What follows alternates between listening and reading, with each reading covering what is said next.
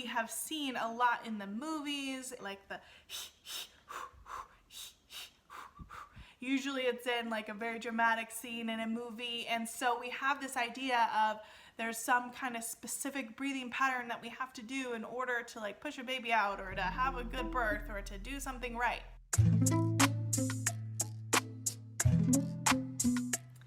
Hey, I'm Midwife Jana, and on my channel I teach you about how birth works and how you can labor and birth naturally if that's what you want to do. If you like what I have to share here, subscribe and click the notification bell so you can get all of my content as I post it. So today I'm going to talk to you guys about breathing in labor. Some of you guys have heard what is called the Lamaze technique, which is a breathing technique that was named after a doctor, a French doctor who started teaching these breathing patterns back in the 50s. And his name was Dr. Ferdinand Lamaze. That's where the Lamaze breathing technique came from.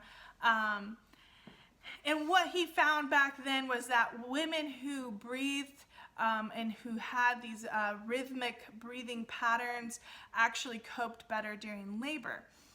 And now we have seen a lot in the movies and books, this technique has been used. Sometimes we see it like the usually it's in like a very dramatic scene in a movie, and so we have this idea of there's some kind of specific breathing pattern that we have to do in order to like push a baby out or to have a good birth or to do something right.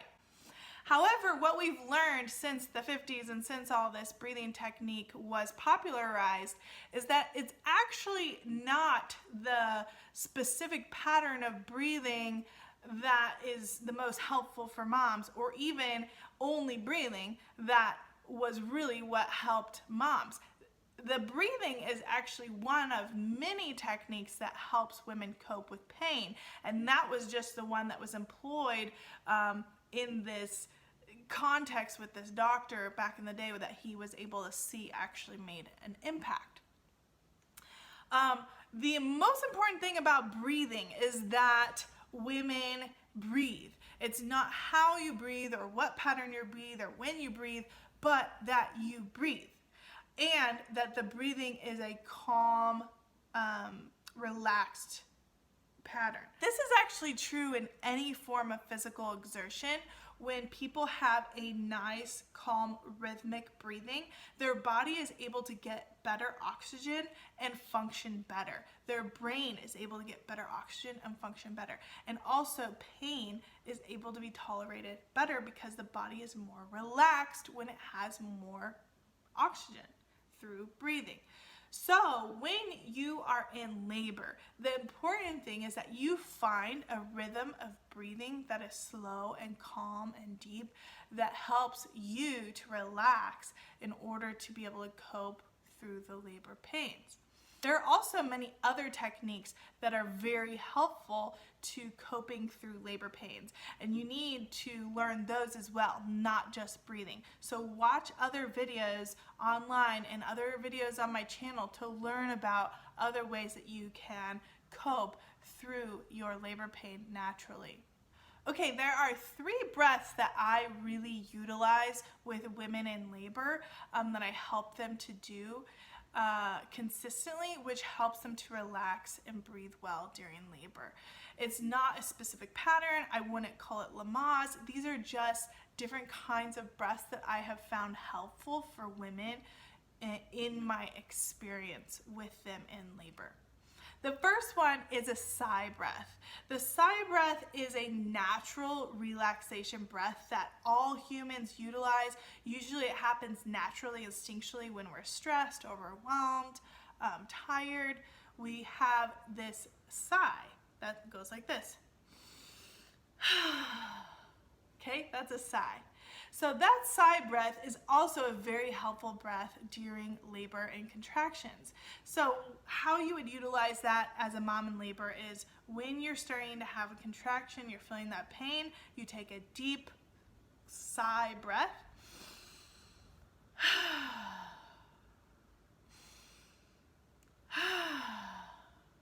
Okay, and that can help you to relax in labor, to help your pain to be less, and to breathe well to get enough oxygen for your body to function well and your brain to receive well. But the next breath is what I call horse lips or loose lips breath. This breath is really helpful during contractions, or also if you're getting a vaginal or cervical exam, then this can be really useful for relaxing the body more completely. Okay, so a lot of times women, when they start to feel a contraction and that pain, or someone's going to check them, they get very tense. And they're like clenching their teeth and feeling their muscles kind of clench up because there's a resistance to what they're feeling. What will help mom to actually cope with the pain and feel less pain is relaxing all those muscles and the jaw and releasing the tension, opening the mouth. One way to do that intentionally is by having loose lips or horse lips, and that looks like this.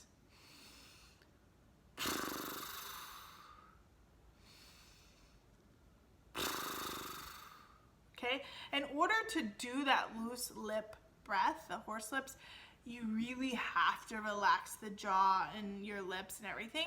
And so because the mom has to be so intentional to relax in order to do that breath, it helps her to release her muscles and relax and get a good breath in.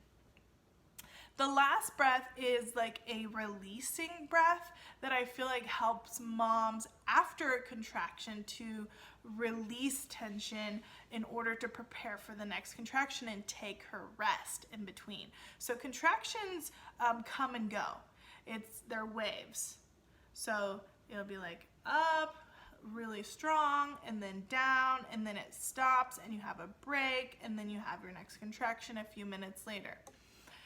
In order to help moms to fully relax and rest in between those contractions, I will tell moms, okay, your contraction's going down, feel it as it goes away, and once it's fully gone, take a deep cleansing breath and blow it away. When moms do that, when they take a deep cleansing breath, they're cleansing out that pain, and they blow it away, that pain, that contraction's gone, then they can fully sit into their rest. And then just take slow, calm breaths. I've also seen moms who get so into breathing or moaning during a contraction in order to cope through it that once the contraction's over, they just keep going. They just keep moaning and keep breathing when they really need to take their break. And so having this deep cleansing breath at the end of the contraction, take a deep cleansing breath and blow it away, helps them to kind of change that pattern and kind of stop that contraction and what they needed for that, and take a rest, recuperate their breath so they don't hyperventilate, and then be ready for the next contraction to vocalize or make sounds or breaths as needed during that contraction. In between contractions, you really shouldn't be doing very intentional breaths because you don't want to hyperventilate, get too much breathing and oxygen, which can make you dizzy. So in between contractions, it's very important to rest. Take slow, calm breaths. Quiet, calm breaths. That's what you need to do in between contractions because you need to recuperate. You don't want to make yourself dizzy, over-breathing, overexerting yourself when you're not having a pain at all. One other breathing technique that is super helpful is when the baby is crowning. So that's when the head is right on the skin of the vaginal opening and the baby's coming out. That's called crowning, when the baby is coming out.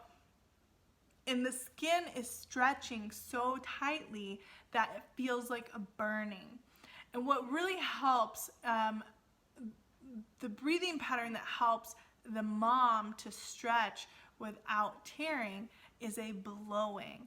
So what sometimes we say is blow out the birthday candles or blow out the ring of fire, the burning. So it's like this.